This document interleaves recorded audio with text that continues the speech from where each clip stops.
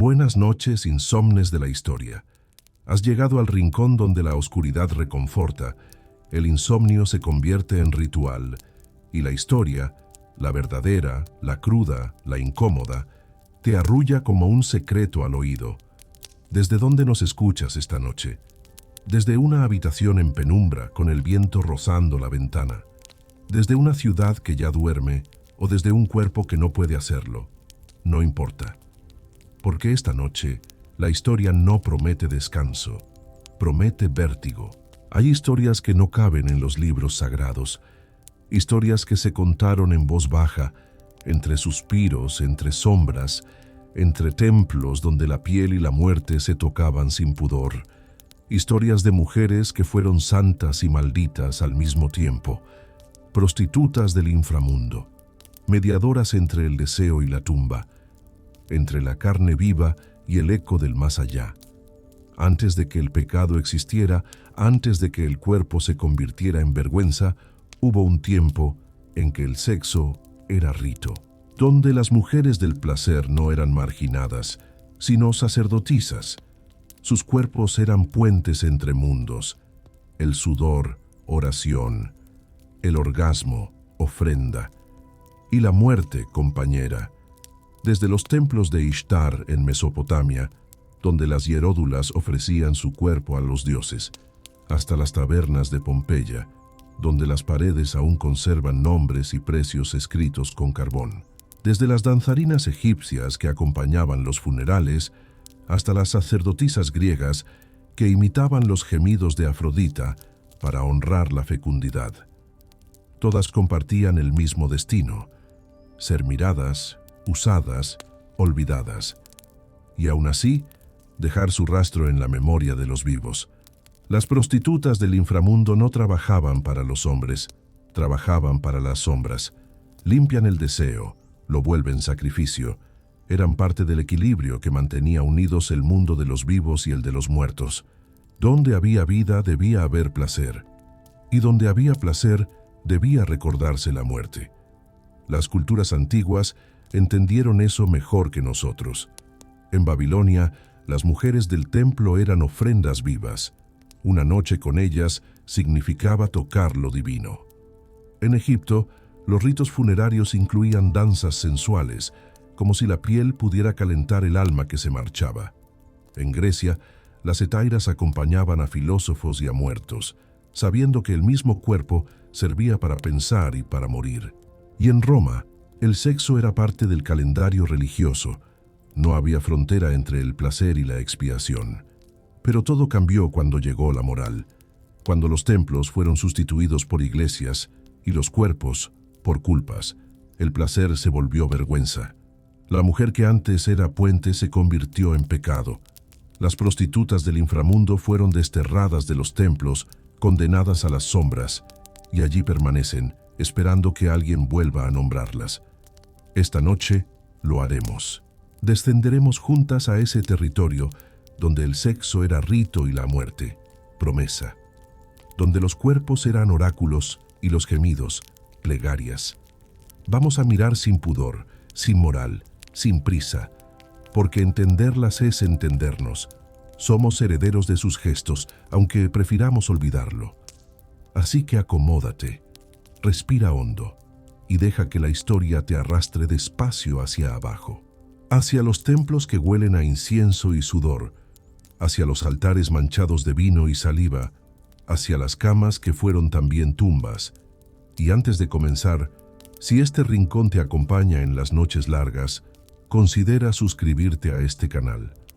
Aquí las historias no gritan ni corren, susurran despacio como un arrullo cansado. Así, cada vez que el insomnio te visite, tendrás un refugio donde la historia se vuelve compañía.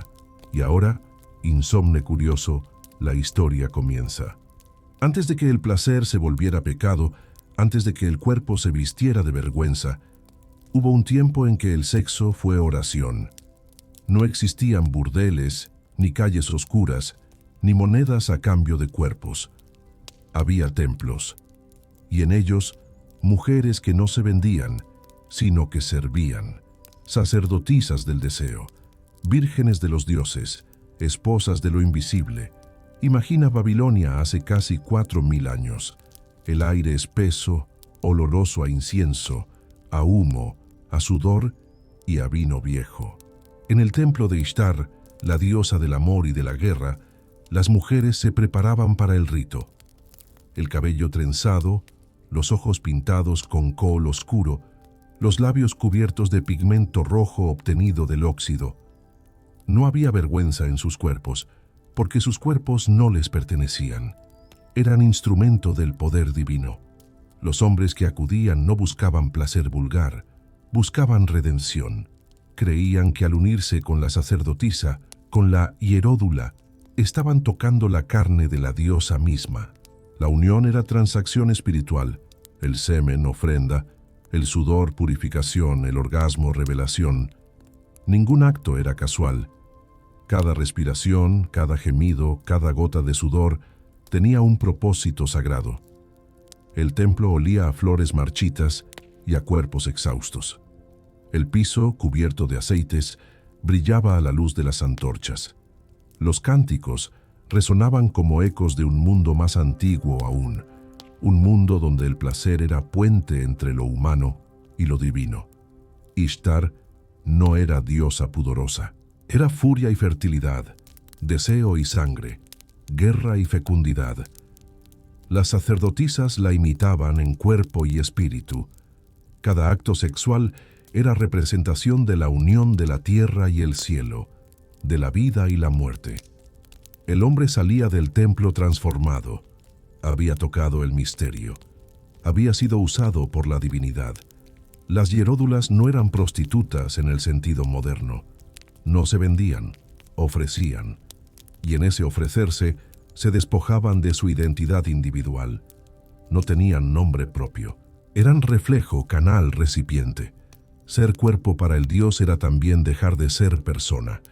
Pero con el tiempo, el rito sagrado comenzó a ensuciarse. El templo necesitaba ofrendas, necesitaba dinero, necesitaba mantener la estructura del culto. Y así, lentamente el intercambio espiritual se volvió también material. Las monedas comenzaron a reemplazar a las plegarias. Los hombres ya no acudían solo por redención, sino por deseo. El placer perdió su máscara divina y mostró su rostro humano, y lo que antes fue sagrado comenzó a parecer sucio. Los sacerdotes, guardianes de la pureza, empezaron a distanciarse. Las hieródulas se volvieron incómodas, demasiado libres, demasiado poderosas, demasiado femeninas. El cuerpo que antes era altar se convirtió en amenaza. El patriarcado, aún joven, empezó a entender que controlar el deseo femenino era controlar el mundo. Imagina una noche en ese templo ya decadente. Las antorchas chisporrotean. El incienso no logra cubrir el olor agrio del vino y del sexo. Una sacerdotisa joven de apenas 20 años se sienta en silencio después del rito. Mira sus manos, aún temblorosas, y se pregunta si la diosa la ha escuchado. No siente trascendencia, solo cansancio. El cuerpo, que antes era vehículo de lo divino, ahora le duele. Y en su mirada hay una duda que antes no existía. ¿Dónde termina el Dios y empieza el hombre? Esa pregunta fue el principio del fin, porque en ella nació la culpa, y con la culpa, la caída del sexo sagrado. Los templos siguieron funcionando durante siglos, pero ya no con el mismo espíritu. Las sacerdotisas se convirtieron en servidoras de hombres, no de dioses. Los ritos se degradaron en costumbre, la plegaria en rutina y la carne en mercancía. Así lentamente la prostitución dejó de ser sagrada y se volvió mundana. El inframundo del deseo se mudó de los templos a las calles, pero en el fondo algo quedó.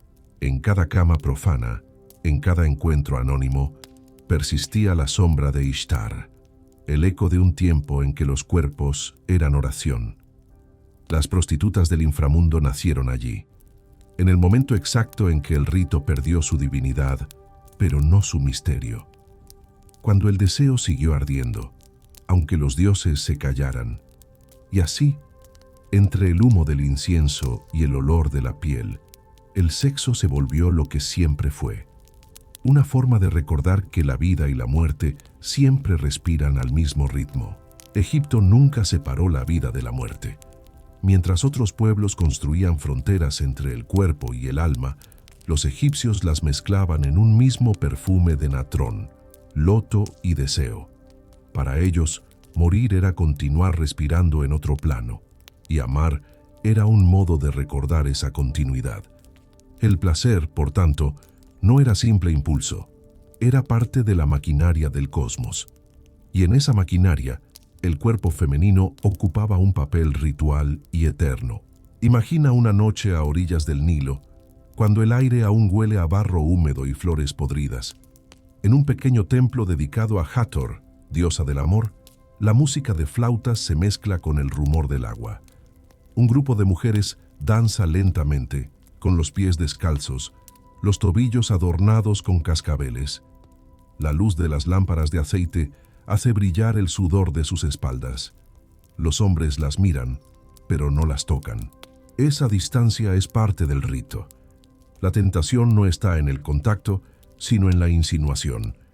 Las sacerdotisas de Hathor, a veces llamadas cantoras del dios, eran las guardianas del placer permitido. Sus cantos acompañaban tanto los nacimientos como los funerales. Sabían que el mismo sonido que excitaba la carne podía también guiar un alma al más allá. Eran mujeres dobles, vivas y funerarias, eróticas y sagradas. Cuando alguien moría, ellas cantaban para despertar los sentidos del muerto, como si el cuerpo momificado aún pudiera recordar el calor de la vida. Los templos de Dendera y Luxor fueron escenarios de esos ritos. Allí, entre columnas cubiertas de jeroglíficos, el sexo y la muerte se miraban sin vergüenza. El cuerpo femenino era símbolo de regeneración. Cuando una sacerdotisa danzaba frente a una momia recién preparada, no lo hacía por lujuria, sino para recordarle al difunto el camino del renacimiento. Era un acto de compasión y de deseo al mismo tiempo. El perfume de las flores de loto era fundamental. Se decía que el alma del difunto debía reconocer ese olor para cruzar al otro lado. Las sacerdotisas lo esparcían sobre su piel y sobre el cadáver, mezclando vida y descomposición en un mismo aroma. El olor, en Egipto, era frontera sagrada. Lo que olía bien estaba bendecido, lo que apestaba, condenado. Por eso el cuerpo de la mujer, perfumado, ungido, aromático, era herramienta espiritual tanto como sexual.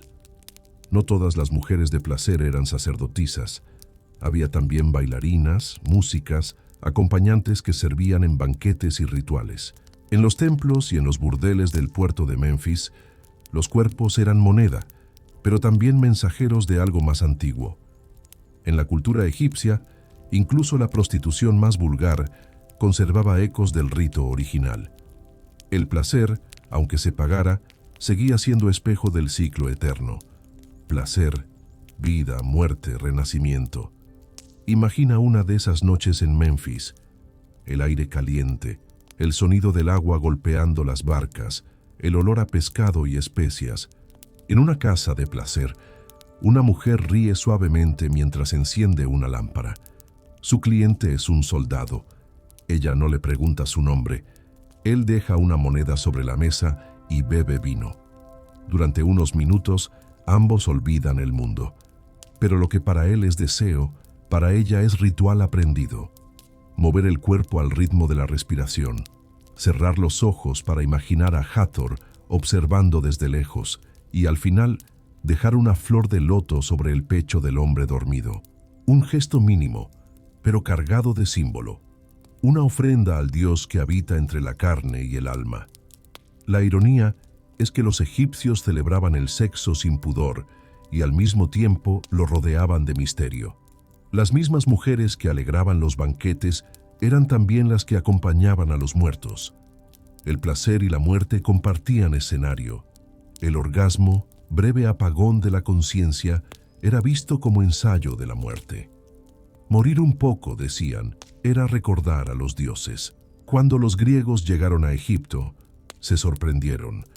Encontraron un pueblo que momificaba los cuerpos, pero no las pasiones, que hablaba de eternidad con una sonrisa en los labios y el vino en la mano, que no temía al sexo ni a la tumba, porque en ambas veía el mismo ciclo de retorno. Las prostitutas del inframundo egipcio eran, en el fondo, guardianas del equilibrio. Mantenían vivo el deseo para que los muertos no olvidaran la vida, y cuidaban a los vivos para que recordaran su destino mortal. Su existencia era frontera, su trabajo, conjuro. Cada caricia era rezo, cada gemido, plegaria. En sus cuerpos convivían dos fuerzas opuestas, la humedad del Nilo y la sequedad del desierto, la vida fértil y la muerte que momifica. Eran espejos del país mismo, fértil y estéril, luminoso y oscuro, sagrado y profano. Imagina el amanecer después de una noche así. El sol, rojizo, asoma sobre el río. Una sacerdotisa camina descalza entre las tumbas, con el cabello enredado, los ojos aún brillantes por el cansancio. A su alrededor, el silencio de los muertos y el zumbido lejano del agua. Deja una flor de loto sobre una piedra y susurra una oración breve. Que tu cuerpo despierte donde la sombra termina. Luego se aleja sin mirar atrás. Así terminaba el rito. Y así también vivían las prostitutas del inframundo egipcio, entre el perfume y la podredumbre, entre la danza y el silencio, entre la cama y la tumba. El placer para ellas nunca fue simple placer, fue recordatorio de que todo cuerpo amado, tarde o temprano, se convierte en cuerpo sagrado, y que incluso los dioses, si alguna vez amaron, tuvieron que morir un poco para sentirlo. En Grecia, el cuerpo era templo, pero no un templo de piedra, sino de carne. Y los griegos, más que adoradores de dioses, eran admiradores de formas. Creían que lo bello acercaba al alma a lo divino, y que mirar un cuerpo perfecto era, en cierto modo, una forma de oración. Por eso, las hetairas, las mujeres del placer cultivado, ocupaban un lugar extraño. Ni esposas ni esclavas, ni diosas ni ciudadanas. Eran sombras luminosas que caminaban entre la admiración y el desprecio, educadas, ingeniosas, sabias en arte y en conversación, eran en el fondo las guardianas del deseo intelectual. Imagina Atenas al anochecer. El polvo del día se asienta sobre los caminos, el aire huele a vino, a aceitunas, a humo de sacrificios. En una casa del barrio del Cerámico, las lámparas de aceite iluminan una escena lenta. Un grupo de hombres conversa alrededor de una mujer que toca la lira. Sus dedos se mueven con la delicadeza de quien conoce el ritmo del silencio. El vino circula, las risas también, pero debajo de todo hay una tensión más profunda. El deseo de comprender, de tocar no solo la piel, sino el alma. Esa mujer podría ser Aspasia, la célebre amante de Pericles. Filósofos, poetas y políticos acudían a su casa no solo por placer, sino por pensamiento. Decían que su cuerpo hablaba tanto como su voz y que en su cama se aprendía lo mismo que en los templos de Apolo, que el deseo, si se mira con calma, puede ser una forma de conocimiento. Las hetairas no eran simples acompañantes, eran parte de un culto silencioso, el del cuerpo como espejo del alma. No vendían su carne, sino su presencia. Cada gesto, cada palabra, cada caricia era estudiada, medida, como si formara parte de una danza sagrada. El sexo, cuando ocurría, no era consumo, sino conversación entre dos almas que se reconocían mortales. Los griegos veían el amor como enfermedad y como cura. Platón, que nunca conoció el placer carnal sin culpa, escribió sobre el deseo como escalera hacia lo divino.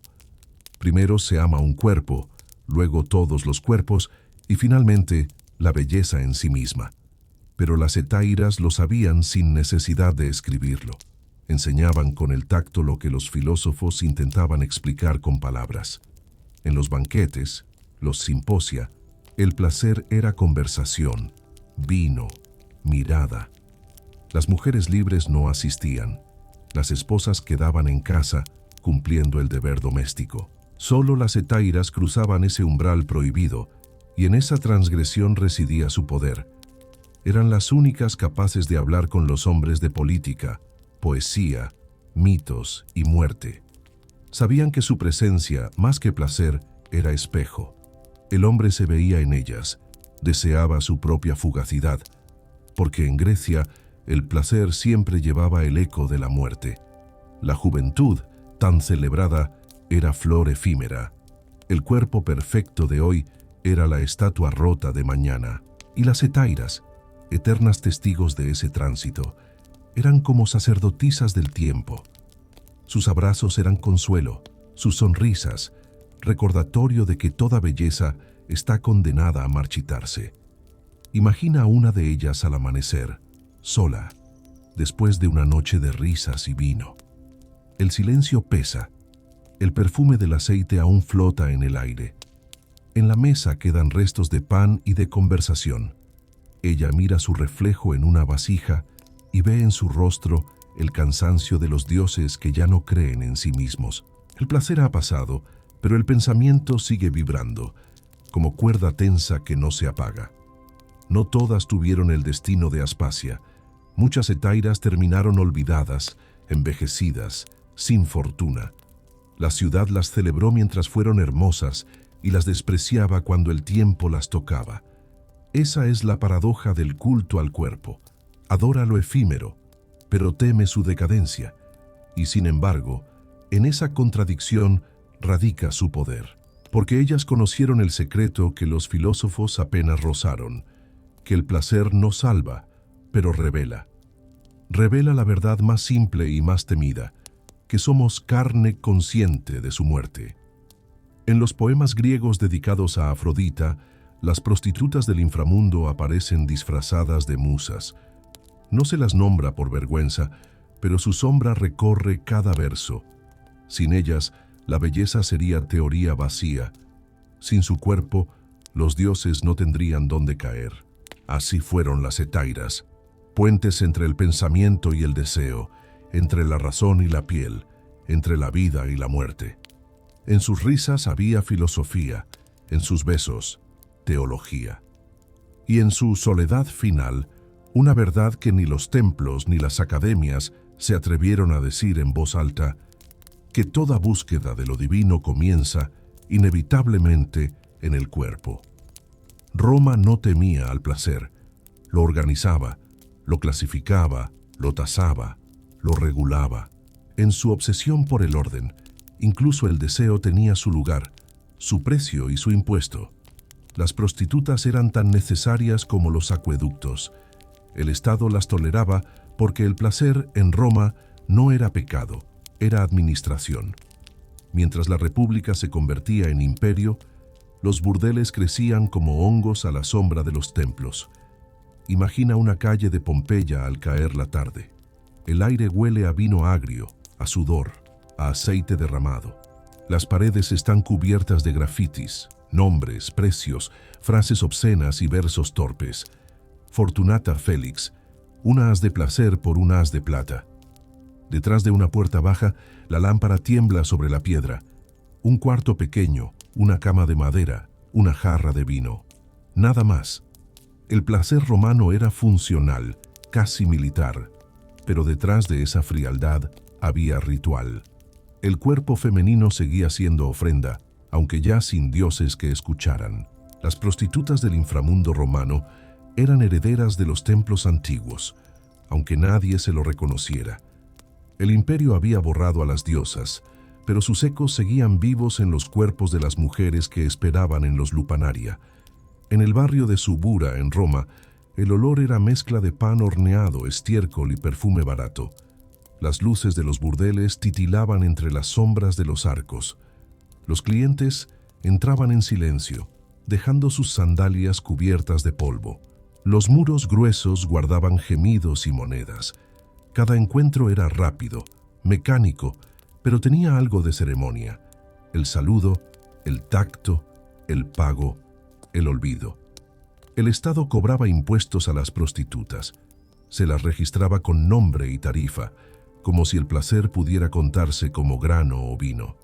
Llevaban una ficha de bronce, símbolo de su oficio, y con ella accedían a una categoría legal. No eran ciudadanas, pero tampoco esclavas. Eran cuerpos útiles, engranajes del sistema. Los poetas las mencionaban con desprecio y deseo al mismo tiempo. Catulo, Marcial, Ovidio, todos las conocieron, todos las condenaron. El placer las hacía necesarias, la moral impuras, y en esa contradicción vivieron. Las romanas libres no podían mostrarse en público con libertad. Las meretrices, en cambio, lo hacían todo el tiempo. Su cuerpo era su herramienta, su máscara y su condena. Llevaban túnicas cortas, colores prohibidos a las damas nobles y perfumes intensos que impregnaban las calles. Atraían y repelían al mismo tiempo. En los burdeles, las paredes estaban cubiertas de pinturas eróticas. No era simple decoración, era catálogo. Cada imagen ofrecía una promesa, un tipo de experiencia, una posición, un precio. El arte y el deseo compartían pared. Roma no escondía lo que disfrutaba, pero no todas las prostitutas eran iguales. Estaban las meretrices, registradas y controladas. Las lupae, que trabajaban en las afueras, en las sombras. Las copae, que servían vino y cuerpos en las tabernas. Y, muy por encima, las delicatae, mujeres educadas, cortesanas de lujo, capaces de conversar con senadores y filósofos. El placer tenía jerarquías, como todo en Roma. Imagina una de ellas, una delicata, recostada en un triclinio después de un banquete. El vino la ha dejado con la mirada lenta. A su lado, un hombre gordo, cubierto de joyas, le habla de política. Ella asiente, sonríe, bebe un sorbo más. Sabe que el poder no está en su belleza, sino en su silencio. Su cuerpo es la única república que aún no ha caído. El placer en Roma estaba siempre al borde de la tragedia. Los mismos senadores que visitaban los burdeles redactaban leyes para limitar el lujo, para fingir decoro mientras pagaban por transgredirlo. La doble moral era el verdadero dios del imperio. Y entre tanta hipocresía, las prostitutas del inframundo sobrevivían. No eran santas ni demonios, eran las testigos del deseo humano en su forma más pura, mezcla de necesidad, poder y olvido. Algunas lograban ascender. Lucía, amante de un general, terminaba heredando su casa. Claudia, esclava de un poeta, acababa mencionada en sus versos. Otras morían en silencio, enterradas sin nombre, en tumbas anónimas marcadas solo con un símbolo, una lámpara, un peine, una moneda.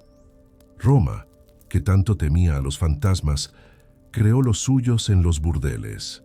Las sombras de esas mujeres seguían rondando las noches, susurrando en los pasillos donde el placer fue impuesto y la ternura olvidada. El inframundo romano no estaba bajo tierra, sino en cada habitación donde un cuerpo era usado y luego borrado.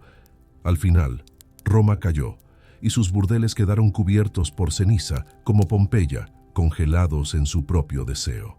Pero las paredes siguen allí, con nombres, precios y frases escritas con carbón, testimonios de un imperio que adoró el placer y lo temió al mismo tiempo. Porque si algo enseñaron las prostitutas del inframundo romano, es que el deseo humano no se destruye, solo cambia de máscara, y cada civilización, tarde o temprano, acaba construyendo sus templos y sus burdeles en el mismo lugar. No todos los dioses fueron castos. Algunos respiraban con la piel, se alimentaban del sudor y del perfume de sus devotas. En los templos de la India y de la antigua Mesopotamia, el sexo no era profanación, era servicio divino. Las mujeres que servían en esos lugares eran llamadas de muchas formas: devadasis en la India, hieródulas en Mesopotamia, hijas del templo, esposas del dios, cuerpos consagrados. No se las compraba ni se las vendía, se las ofrecía. Imagina un amanecer en el sur de la India, en un templo de piedra tallada, donde los pavos reales gritan entre las sombras de los mangos. El aire huele a gui derretido, a jazmín, a leche hervida. Las devadasis se preparan para el ritual, sus cuerpos cubiertos con seda húmeda de rocío, sus manos teñidas de rojo, sus pies adornados con campanillas que anuncian cada paso. Bailarán frente a la deidad como si el universo entero respirara en su danza. No bailan para los hombres, bailan para Shiva, para Vishnu, para la energía que une lo vivo con lo muerto. El ritmo es lento, hipnótico. Los gestos, codificados por siglos de devoción, cuentan historias de amor, de destrucción, de nacimiento. El cuerpo se convierte en escritura viva, en texto sagrado que se mueve con la respiración del Dios. Durante siglos, esas mujeres ocuparon un lugar de honor. Eran guardianas de los templos, depositarias del arte, poetas, músicas, maestras del lenguaje corporal. Sus vidas estaban consagradas al Dios, no a un hombre. Pero esa consagración tenía un precio. Ninguna podía casarse, ninguna podía tener descendencia fuera del templo. Eran eternamente esposas de lo invisible. El placer, en su caso, no era pecado, sino deber. Cuando un noble o un sacerdote se unía a una devadasi, el acto era considerado sagrado, la carne humana como canal para la bendición divina. El orgasmo no era simple descarga, sino comunión. El cuerpo, puerta. La respiración, mantra. En los templos de Khajuraho y Konark, las esculturas que decoran las paredes siguen recordando ese tiempo. Hombres y mujeres entrelazados en posiciones imposibles, animales y dioses mezclados con amantes. El erotismo tallado en piedra no era pornografía, era teología visual. Cada figura recordaba que lo divino no está en el cielo, sino en el cuerpo que tiembla. Pero como en todos los imperios de la carne, el tiempo trajo corrupción. Con la llegada de los británicos y el peso de la moral victoriana, las devadasis fueron acusadas de inmorales. Sus templos, cerrados, sus nombres, borrados de los registros sagrados. El cuerpo que antes fue altar se convirtió en objeto de desprecio. El placer, antes oración, fue llamado pecado. Lo mismo ocurrió miles de años antes en Mesopotamia. Allí, las hieródulas, mujeres consagradas a Ishtar o Inanna, servían en los templos con propósito similar.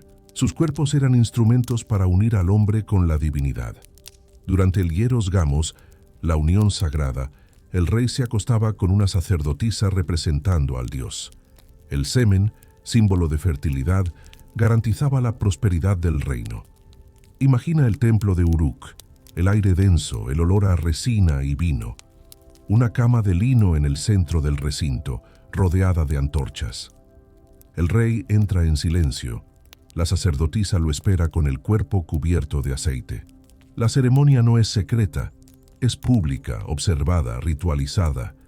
Los dos representan a los dioses, y el pueblo espera que de ese acto simbólico nazca la bendición para los campos y las mujeres. El sexo como milagro agrícola. Pero con el tiempo, esa unión sagrada se volvió costumbre política. El rito perdió su pureza. Las sacerdotisas fueron reducidas a servidoras, sus cuerpos usados más por placer que por devoción.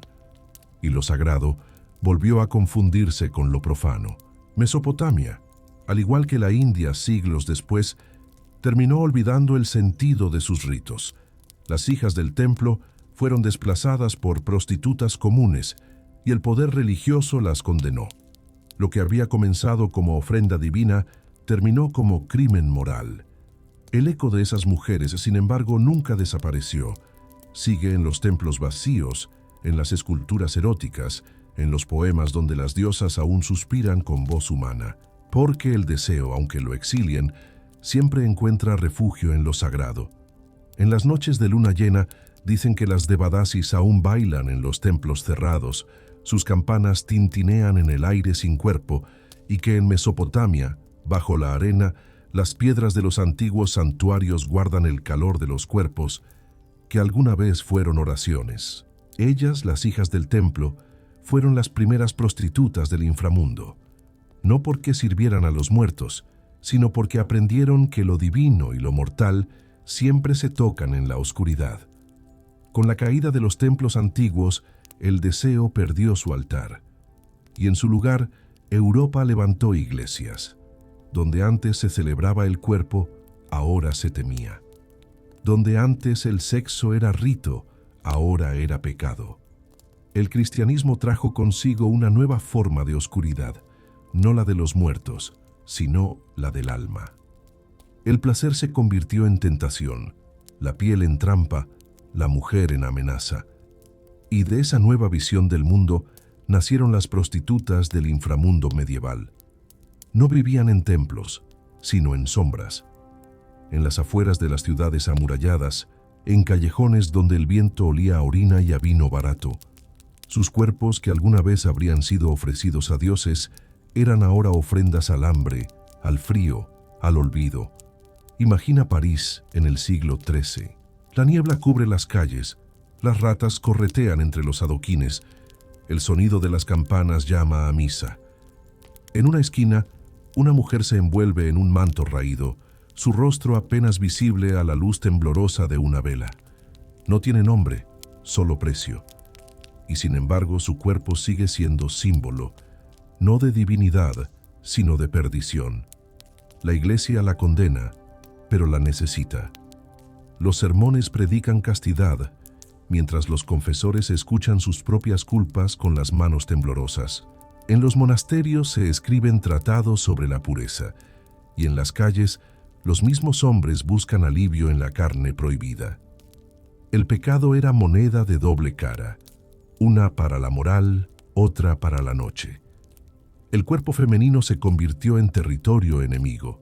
Cada curva, una tentación, cada suspiro, una amenaza al alma.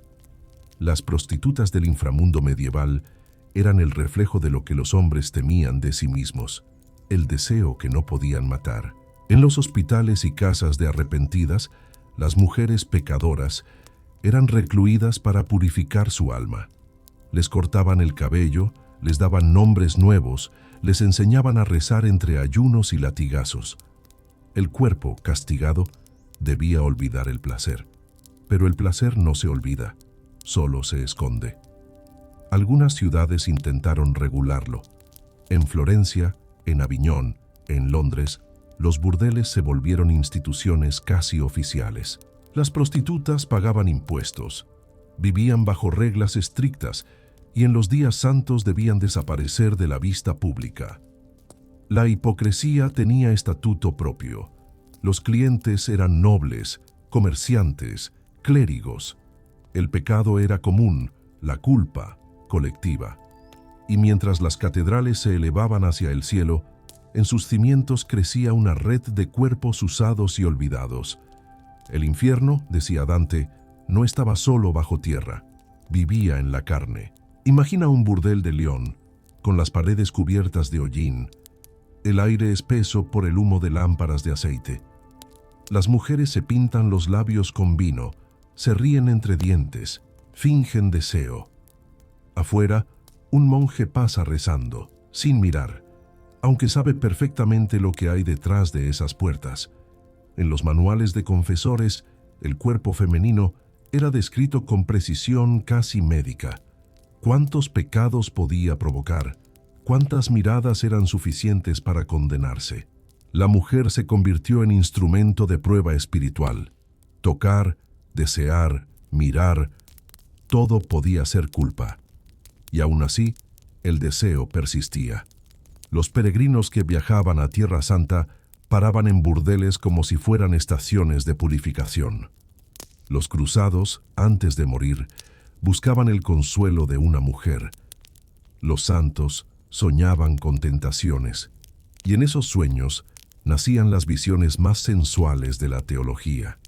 La ironía era absoluta. El cuerpo, tan temido, era el camino más directo hacia lo divino. Sin pecado no habría redención, sin deseo no habría arrepentimiento.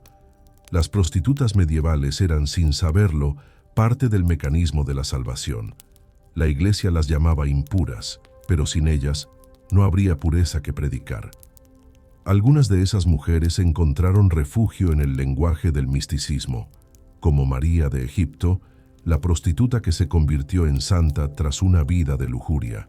Su historia se repitió en miles de sermones. La carne que peca puede salvarse. El cuerpo, si sangra lo suficiente, puede volver a ser santo. Pero la mayoría no tuvo redención. Murieron en la pobreza, en el anonimato, sus nombres borrados de los registros, sus cuerpos arrojados a fosas comunes. Nadie las lloró, porque se suponía que sus lágrimas eran de otros. Y sin embargo, bajo las piedras de esas ciudades medievales, sus historias siguen latiendo. En cada convento, en cada catedral, en cada confesionario que olía a incienso y deseo reprimido. Ellas fueron las guardianas del pecado ajeno, las portadoras de la culpa colectiva. El inframundo medieval no estaba en los textos sagrados, sino en cada cuerpo femenino usado como espejo de la vergüenza. Así, la prostituta del inframundo cambió de rostro otra vez, de sacerdotisa a pecadora, de puente entre dioses a barrera entre almas. Y en ese tránsito, el mundo olvidó que alguna vez el placer fue oración. El renacimiento prometió luz. Pero toda luz, cuando se enciende demasiado, proyecta sombras más largas. Y en esas sombras ardieron miles de cuerpos, mujeres que no fueron ni santas ni prostitutas, sino algo peor a los ojos del poder, libres, mientras los artistas pintaban vírgenes de mármol y diosas renacidas. En los pueblos y aldeas las hogueras ardían con carne humana. Las llamaban brujas, herejes, tentadoras, pero muchas de ellas habían sido las últimas herederas de los templos antiguos. Mujeres que conocían el cuerpo, las hierbas, los ciclos de la luna y el lenguaje del placer. Imagina una noche en el siglo XVI. El aire huele a humo y a miedo. En la plaza de un pueblo, una multitud observa cómo una mujer, con el cabello enredado y las manos atadas, espera el fuego.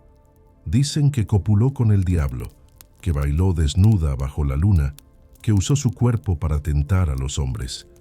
Nadie recuerda que, antes de ser acusada, curaba con plantas, cantaba en funerales, ayudaba a parir. El fuego, dicen, purifica, pero en realidad solo borra. La Inquisición transformó el deseo en crimen. El cuerpo femenino, antes sagrado o útil, se volvió peligroso. El placer, sospechoso, y lo femenino, sinónimo de lo infernal. Las prostitutas, las parteras, las viudas, las solitarias, todas podían ser brujas. Todas podían ser culpables de existir fuera del control de un hombre. Los inquisidores escribían tratados sobre los demonios que habitaban los cuerpos de las mujeres. Decían que el placer femenino era obra del maligno, que el orgasmo abría la puerta al infierno, y así, las mismas manos que un día bendijeron comenzaron a encender antorchas. Las casas donde esas mujeres vivían olían a cera, a humo, a hierbas secas colgadas del techo. Eran lugares de calor y sombra, de conocimiento silencioso. El pueblo las temía y las buscaba. Iban a ellas para aliviar el dolor, para pedir amor, para provocar deseo, y luego las denunciaban. El placer que provocaban era su sentencia. Las prostitutas del inframundo renacentista no vivían en burdeles, vivían en los márgenes. Eran las amantes secretas de nobles y las enemigas públicas del clero. Sus cuerpos eran usados por el poder y condenados por el mismo poder. La doble moral otra vez reinaba con vestiduras nuevas. Imagina Venecia, con su niebla espesa y sus canales olorosos. Las cortesanas de lujo, las cortigiane honeste, se pasean en góndolas adornadas. Sus vestidos brillan con telas traídas de Oriente. Sus palabras seducen más que sus cuerpos. Conversan de arte, de filosofía, de política. Son mujeres instruidas, libres, admiradas y temidas. Los mismos hombres que las adoran en secreto predican en público contra su impudor. En los retratos del siglo XVI, el cuerpo femenino vuelve a brillar. Pero la pintura no es inocente. Cada curva, cada gesto, cada mirada sensual está vigilada por una moral que aún huele a incienso y a fuego. El arte se enamora del cuerpo, la iglesia lo crucifica. la contradicción perfecta para el alma europea. La prostitución se institucionaliza de nuevo. En Roma, los burdeles funcionan a la vista de los cardenales. En Florencia, los artistas buscan modelos entre las mujeres del placer. Los pintores las retratan como vírgenes y como pecadoras, a veces ambas al mismo tiempo. La línea entre lo divino y lo erótico desaparece otra vez, como si la historia se divirtiera repitiéndose con otros nombres. Pero más allá de los palacios y los lienzos, en los pueblos, el fuego no deja de arder. Las brujas son torturadas, humilladas, marcadas como putas del demonio. El inquisidor pregunta con voz monótona: ¿con quién te acostaste en el aquelarre? Ella responde con silencio. El silencio siempre fue la única respuesta posible. La ironía es cruel. El Renacimiento resucitó a las diosas en el arte, pero siguió quemando a sus hijas en las plazas. La Venus de Botticelli nació del mar, mientras miles de mujeres eran reducidas a ceniza. El cuerpo que los artistas adoraban, los teólogos temían, y entre ambos, las prostitutas del inframundo sobrevivían. Algunas se convirtieron en musas, otras en leyendas, otras en polvo, todas en símbolos. Porque aunque la historia las haya borrado, su sombra siguió caminando detrás de cada pintura, de cada sermón, de cada hoguera. El Renacimiento celebró la razón, pero el cuerpo siguió siendo su inframundo. La mente ascendía, la carne ardía, y en ese equilibrio imperfecto, el placer sobrevivió disfrazado de arte, como un susurro bajo los frescos de Miguel Ángel, como un gemido oculto entre los mármoles del Vaticano. Las prostitutas del inframundo, en ese tiempo, no solo ofrecían placer, ofrecían memoria. Cada caricia era una pequeña victoria contra el fuego. Cada beso, una forma de recordar que la vida, por más vigilada que esté, siempre encuentra cómo respirar. El siglo XVIII nació creyéndose ilustrado. La razón reemplazó a los dioses. La ciencia tomó el lugar de los mitos, y el cuerpo dejó de ser altar para convertirse en máquina. Una máquina que debía ser observada, medida, controlada, diagnosticada y, si era necesario, reparada. Pero los cuerpos que más incomodaban a la razón eran, como siempre, los femeninos. Y más aún, los cuerpos de las prostitutas. En ellos, la modernidad vio su espejo oscuro, el deseo que no podía eliminar, la suciedad que no podía ocultar, la vida que insistía en desbordar toda norma. Imagina París 1780. El aire huele a humo, a perfume barato, a carne cocida. Las calles del barrio de Les Halles se llenan de murmullos. Entre vendedores y poetas, las prostitutas esperan en los portales envueltas en capas que apenas disimulan su oficio. El placer ya no es rito, ni siquiera pecado. Es mercancía. Y como toda mercancía, tiene sus costos, sus riesgos, su impuesto. El Estado las registra, las controla, las inspecciona. En los hospitales, los médicos abren cuerpos femeninos para estudiar los efectos de la sífilis. El placer se ha vuelto enfermedad, y la enfermedad, obsesión científica. Los tratados médicos hablan de degeneración moral, de mujeres venenosas, de úteros rebeldes. El lenguaje de la culpa cambia de sotana, pero sigue siendo el mismo. En Londres, las prostitutas son innumerables. En cada esquina, una vela encendida indica que hay compañía disponible. Los burdeles van desde mansiones elegantes hasta sótanos húmedos. Las damas de la alta sociedad fingen no verlas, pero los carruajes se detienen en silencio y las cortinas se cierran con disimulo. Entre las sombras de Whitechapel, las prostitutas del inframundo viven sin nombre. Sus vidas son breves, sus muertes, anónimas. Cuando llega el asesino, Jack, le llaman después, la ciudad entera finge horror, pero en el fondo siente fascinación, porque la violencia contra esas mujeres es también la violencia contenida de una sociedad entera que no soporta mirarse al espejo. En los salones de la burguesía, Los hombres debaten sobre moral, progreso y virtud, mientras visitan a las mismas mujeres que dicen corromper el orden social. El placer se oculta tras la cortina del pudor, y lo prohibido se vuelve, otra vez, irresistible. La ciencia y la religión se dan la mano en el siglo XIX. Los médicos clasifican los cuerpos, los moralistas los juzgan y los artistas los idealizan. El cuerpo femenino vuelve a ser símbolo, pero ya no de diosas, sino de diagnósticos.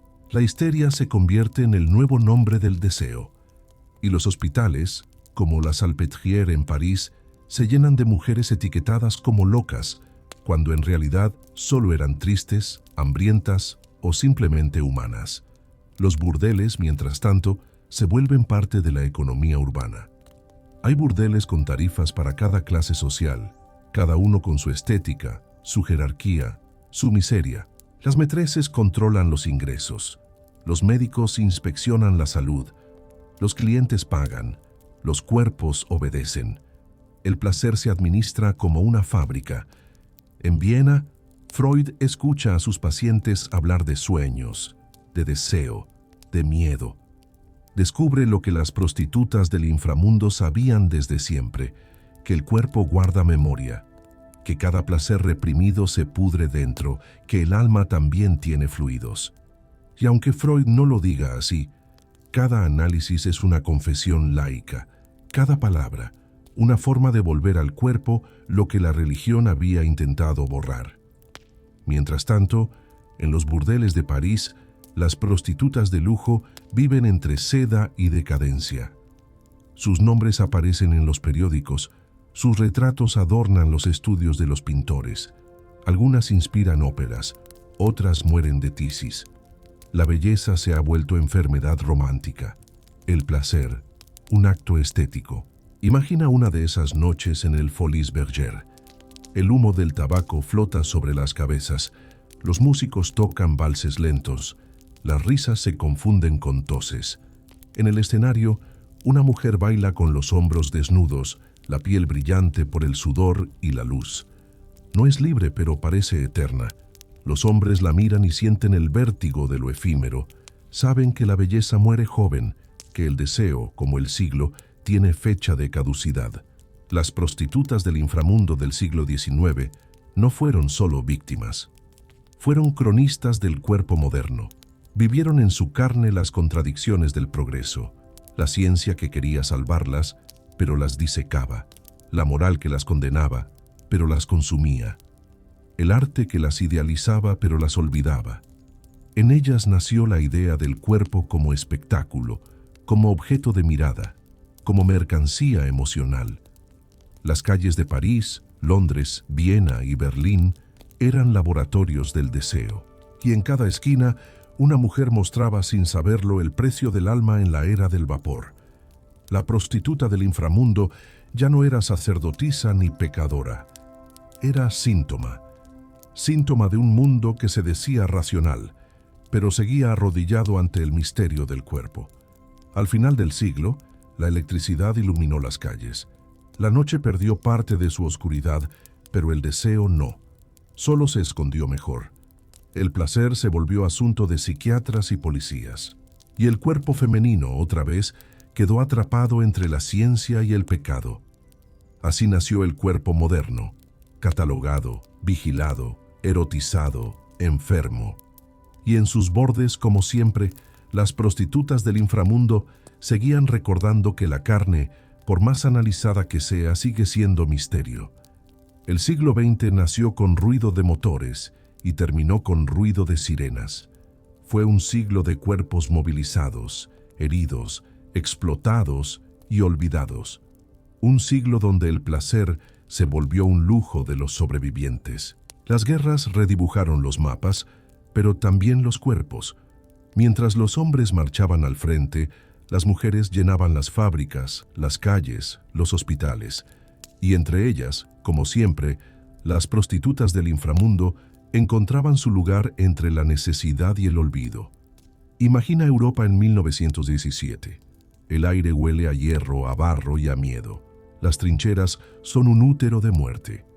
En los pueblos cercanos, Las mujeres esperan a los soldados. No hay perfume, ni lencería, ni ritual. Solo cuerpos cansados que buscan calor. El placer se ha reducido a lo esencial, un respiro, una distracción antes del bombardeo. Los ejércitos institucionalizan el sexo. Aparecen los burdeles de campaña, organizados por los propios gobiernos, donde las mujeres son reclutadas como si fueran parte del ejército del deseo. En los registros médicos figuran como personal sanitario. Sirven a la patria con el cuerpo. Su salario, silencio. Después de la guerra, Europa intenta reinventarse. Las luces vuelven a encenderse. El jazz llena los clubes. El cuerpo vuelve a bailar. Pero algo se ha roto. El placer ya no es inocente. La piel lleva cicatrices invisibles. El beso, el abrazo, el gemido, todo huele un poco a pólvora. En Berlín, los años 20 son un carnaval decadente. Los cabarets mezclan política, erotismo y nihilismo. Las mujeres bailan con trajes de lentejuelas. Los hombres las miran con desesperación. El mundo se ríe del desastre antes de repetirlo. Las prostitutas del inframundo ahora son artistas, cantantes, bailarinas, símbolos de una libertad tan frágil como la paz. Cuando llega la Segunda Guerra, el cuerpo vuelve a ser campo de batalla.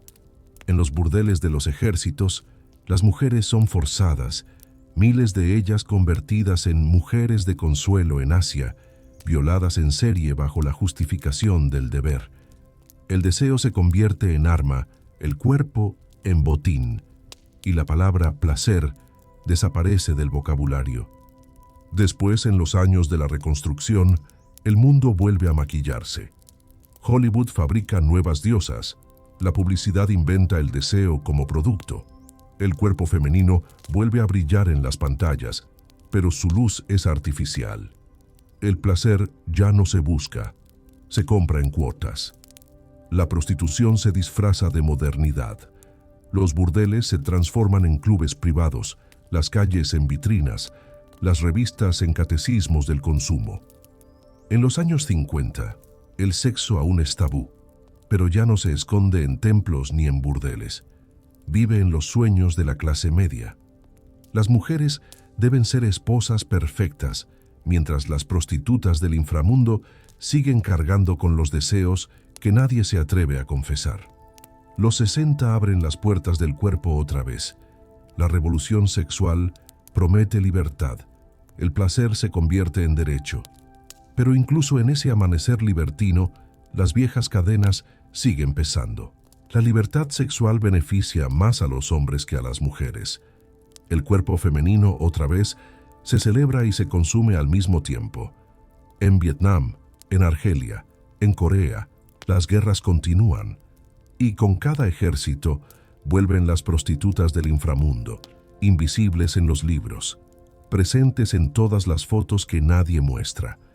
Ellas sostienen la estructura emocional del mundo, el descanso del soldado, la distracción del político, la soledad del obrero. En los años 80, la enfermedad vuelve a teñir el deseo. El SIDA transforma el placer en amenaza. El cuerpo, otra vez, se convierte en portador de muerte. Los discursos morales resucitan, las culpas regresan.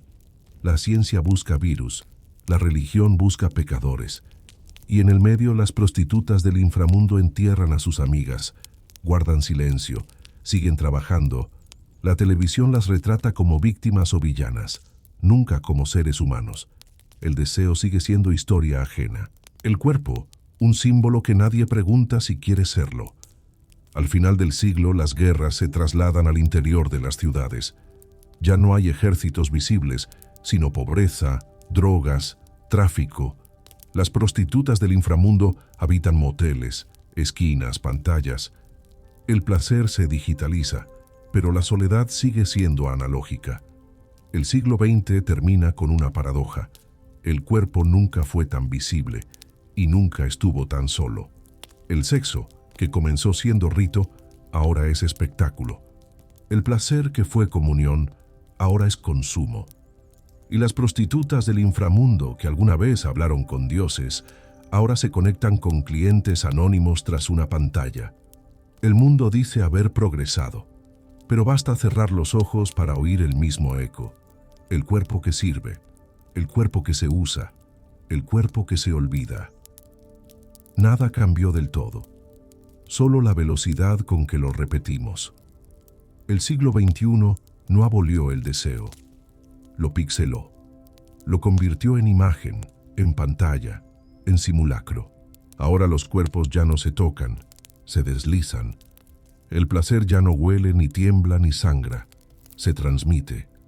El inframundo moderno no está bajo tierra, está en los servidores, en las habitaciones iluminadas por pantallas azules, en los rostros que sonríen para una cámara y lloran fuera del cuadro.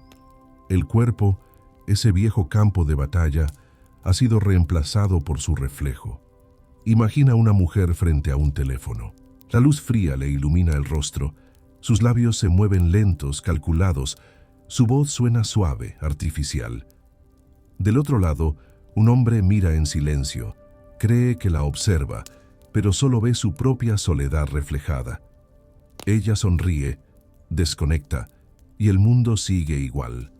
Las prostitutas del inframundo del siglo XXI ya no caminan por las calles, caminan por la red. No ofrecen su cuerpo, ofrecen su imagen. No venden placer, venden atención. El deseo ha mutado. Ya no necesita contacto, solo confirmación. El algoritmo ha reemplazado al Dios. Decide quién merece ser visto, quién será olvidado, quién se volverá viral. Las antiguas diosas del placer tenían templos, las nuevas tienen plataformas. El altar ahora es el perfil, la ofrenda, el me gusta. En este nuevo inframundo, las mujeres no son perseguidas por la iglesia, sino por los comentarios. El castigo ya no es el fuego, es la indiferencia. El infierno ahora se mide en notificaciones no abiertas. El cuerpo digital es eterno, pero vacío. Puede repetirse, editarse, filtrarse, pero no siente. Y sin embargo, detrás de cada imagen hay un cuerpo real, cansado, humano, vulnerable. El deseo, aunque disfrazado de píxel, sigue siendo de carne. Los viejos burdeles se han transformado en plataformas de streaming. Las habitaciones privadas se han vuelto escenarios. El cliente ya no paga por un acto, sino por una ilusión de conexión. El placer se ha fragmentado, dividido en suscripciones y paquetes premium. Y detrás de cada sonrisa en HD hay la misma soledad que en los templos antiguos. El capitalismo hizo lo que los dioses no se atrevieron: convertir el deseo en dato. Cada clic, cada mirada, cada impulso se traduce en información que alimenta máquinas. El sexo ya no es rito, ni pecado, ni arte. Es estadística. Pero incluso en esta era sin alma, el deseo resiste. Entre cables y pantallas, entre filtros y algoritmos, aún late algo que no puede codificarse. La respiración, el temblor, la necesidad de otro cuerpo real, la certeza de que tocar es más antiguo que mirar. Las prostitutas del inframundo del siglo XXI lo saben, son conscientes del juego, actúan, interpretan, sobreviven, transforman el vacío en sustento, la mirada ajena en moneda, y en esa paradoja mantienen vivo el último vestigio de lo humano. Imagina una noche cualquiera, una habitación sin ventanas, una mujer frente a la pantalla. Apaga la cámara. Silencio. Por un momento no es nadie, ni diosa digital ni imagen deseada, solo una persona respirando en la oscuridad. Y en ese instante, la historia entera del deseo, desde los templos de Ishtar hasta los servidores de Silicon Valley, se condensa en un solo suspiro. El placer nunca desapareció, solo cambió de forma, de escenario, de idioma, pero sigue cumpliendo el mismo papel: recordarnos que estamos vivos y que la vida sin contacto se marchita. Quizás las prostitutas del inframundo ya no bailen en templos ni esperen en callejones, pero siguen siendo las guardianas de ese misterio, la frontera entre la carne y la ilusión, entre la conexión y la soledad, entre el deseo y la muerte. El siglo XXI se precia de haberlo visto todo, pero no soporta mirar demasiado tiempo lo que desea. Prefiere la distancia del píxel, la seguridad del espejo digital, porque el cuerpo real, con su olor, su sudor, su fragilidad, sigue siendo demasiado humano para este mundo perfecto. En el fondo, nada cambió. Seguimos buscando lo mismo: el roce, el calor, la mirada que no juzga. Solo que ahora lo hacemos desde la pantalla, esperando que alguien en algún lugar nos devuelva un reflejo que parezca amor. Y cuando eso sucede, aunque sea por un instante, el viejo inframundo vuelve a respirar. La historia ha terminado. O al menos, eso parece. Pero las historias sobre el deseo nunca terminan. Solo cambian de cuerpo, de nombre, de silencio. Desde los templos perfumados de Babilonia hasta las pantallas frías del siglo XXI, las prostitutas del inframundo han sido el hilo invisible que une lo divino y lo humano. Han encarnado la oración, la culpa, la ciencia, la miseria, la redención y la rutina. Han sido diosas, pecadoras, enfermas, artistas, víctimas, fantasmas y algoritmos. Y en cada época, con cada máscara, han recordado al mundo lo mismo: que el cuerpo nunca fue el enemigo, sino el único altar que realmente tenemos. El deseo no es pecado ni progreso, es una forma de memoria. En él habitan todos los siglos, todas las lenguas, todas las mujeres que alguna vez fueron tocadas, olvidadas o nombradas sin nombre. Porque cada cultura que las condenó también las necesitó. Cada civilización que las borró, las resucitó en secreto, en la pintura, en el poema, en la fantasía. Cada templo, cada burdel, cada pantalla ha sido, en el fondo, el mismo escenario. Un intento torpe de hablar con los dioses usando la piel como idioma. El inframundo del deseo no está en los abismos, está aquí, en cada respiración contenida, en cada cuerpo que se ofrece o se niega, en cada mirada que busca sentido en la carne. Las prostitutas del inframundo no fueron simples figuras históricas, fueron espejos, reflejaron el miedo de los hombres al placer y el miedo del poder a la libertad, porque quien controla el cuerpo controla el alma, y quien controla el deseo controla la historia. Pero ellas resistieron, una bailando en silencio en el templo de Ishtar, otra cantando junto a una momia en Tebas, otra enseñando filosofía en un banquete griego, otra encendiendo lámparas en un burdel romano, otra bailando para un dios que ya no escucha, otra curando a escondidas mientras la llaman bruja, otra posando para un pintor que nunca recordará su nombre, otra escribiendo mensajes anónimos en una pantalla azul. Todas distintas y la misma, todas parte de la misma oración interrumpida que lleva milenios repitiéndose. Quizás no haya redención para ellas, porque no hay culpa que expiar, solo memoria, solo el deber de recordar que sin su carne, el mundo no habría conocido su alma. Hoy creemos que hemos superado el mito, que somos modernos, racionales, limpios. Pero basta apagar la luz para entender que el deseo sigue siendo primitivo, que la piel aún reza en idiomas que la mente ha olvidado, y que el cuerpo, cuando tiembla, invoca al mismo Dios antiguo que nadie se atreve a nombrar. Tal vez por eso seguimos mirando hacia abajo, buscando el inframundo, no para temerlo, sino para reconocernos en él, porque todo placer tiene un eco de muerte, y toda muerte tiene un eco de placer. Así que, si esta historia te ha acompañado hasta aquí, no la olvides cuando cierres los ojos. Deja que sus voces se mezclen con tu respiración. Deja que el eco de sus pasos te arrulle un momento. Y si sueñas con templos, con hogueras, con pantallas, recuerda, todas esas mujeres siguen ahí entre las sombras del tiempo, susurrando la misma plegaria antigua: que mi cuerpo, aunque olvidado, siga ardiendo. Dormir con esta historia en la cabeza quizás no sea la peor idea del día, porque en el sueño las sombras hablan sin miedo, y si aún no has dormido, no pasa nada. Aquí, en este rincón del insomnio, siempre habrá otra historia esperándote.